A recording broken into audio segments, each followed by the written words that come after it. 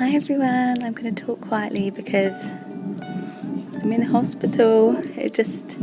I sat down about an hour ago to have my dinner after chatting to some of you online, and my waters totally broke.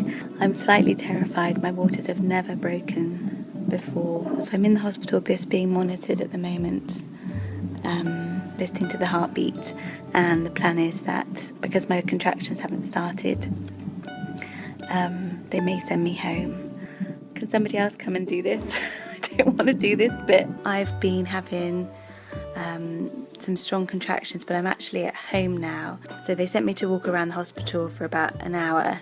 My contractions started quite strong after the waters broke, really quite strong. So she gave me an exam and I'm 2 centimetres dilated. So I've got my TENS machine on. I don't know what you guys think of TENS machines, but I've used them in early labour both times before and I'm finding it really good. So it's just pads on my back, so I can boost that and keep that going, and that's counteracting the pains, which are all very, very, very low down and sharp at the front. Might be one of the last times you see this big bump. Thanks so much guys for your support. You need other mums at times like this, don't you, to remind yourself that other people have done it and you can do it.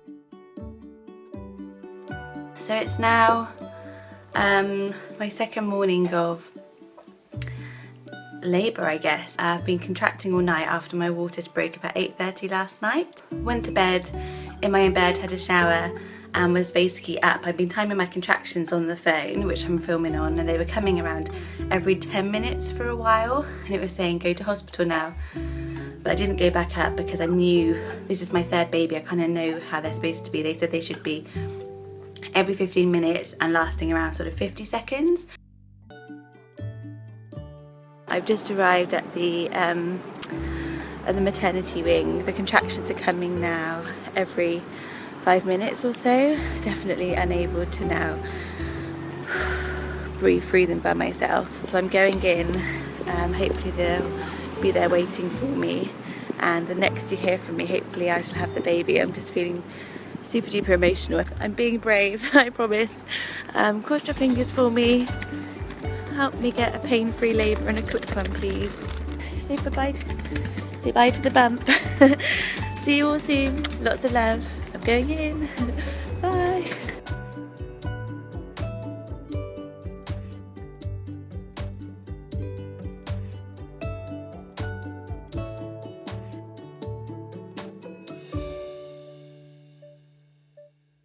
So I just wanted to pop on and give you a little update on how me and Evelina have been getting on, because we've had a pretty eventful start to the world together, haven't we, darling? Yes, we have. Been pretty eventful.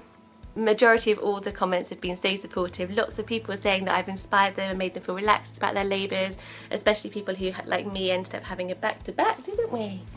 You were back-to-back, my little girlie, weren't you? Yeah, which made it quite hard for Mummy, and I had just gas and air. Just gas and air? That was no fun, was it? That was no fun. Yeah, she's sleepy. She was born at £8.1 and she is back over her birth weight. I'm a bit terrible because I can never figure out those kilos, but she only dropped 1% of your birth weight afterwards, didn't you, gorgeous girl? The first 2 days she came straight home from hospital. It was all a bit of a blur, so it's another reason I'm so happy to have those videos, because I can't really remember stuff. She was crying and crying and crying, weren't you? Because she couldn't latch on. Unfortunately, we found out she had 75% posterior tongue tie, and you have to have it cut. You have to have a procedure to have it cut, and you don't get it done at the hospital. I mean, I wish they would just do it in the delivery room, because it literally limits you. You cannot feed. She couldn't latch. We were 2 days at home. I was having to express colostrum and use a syringe to feed her, which is really hard. She was up crying all night for the first 2 nights. And then somebody came and cut her tongue tie. A total angel of a midwife came on Christmas Eve and cut her tongue tie, and straight away she could latch on. I cried and cried when the woman came and did her tongue tie. I would really hurt my neck and shoulder in labour, like I'd really, really hurt it. I couldn't sleep. I had to basically stay down here on the sofa for the first 3-4 nights because I couldn't go from lying to sitting up to feed her at night. I had to just sort of sit up the whole night. It's just a lot that goes on for us personally, and we've got to look after ourselves, don't we? Us women, Evelina. us women. So she's been getting on very, very well with her big brothers. It's going to be a bit crazy being a mum of 3. You've been such a good girl. She's been such a good girl. We love her so much. Have a lovely time, everyone. Have a lovely day, and wishing you good night's sleep. Send me some sleep vibes my way. Take care. Bye.